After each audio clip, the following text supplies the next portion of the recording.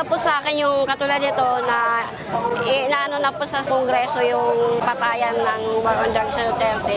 Kasi mabilang po ang pamilya ko po doon, asawa ko.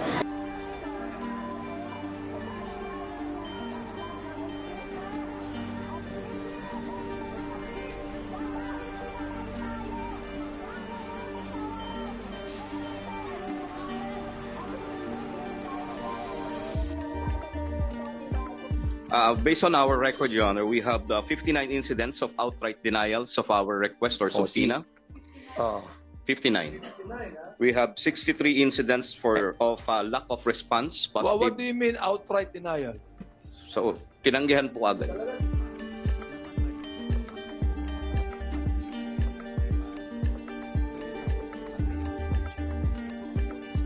Because the police cannot provide the data. Ang sabi kanina ng police, we are for human rights. Ang concept ng human rights includes access to justice. The Human Rights Office should be concerned that these people cannot access the documents. She cannot file a case in court. She has no evidence.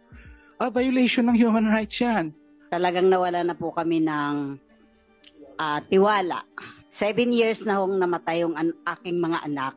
Hanggang ngayon po wala pa rin kaming hustisyang nakakamit. Ibigay na niya si Duterte sa yung nararapat sa kanya na mahatulan na talaga siya sa ICC. Para naman makamit namin ng hustisya. Duterte!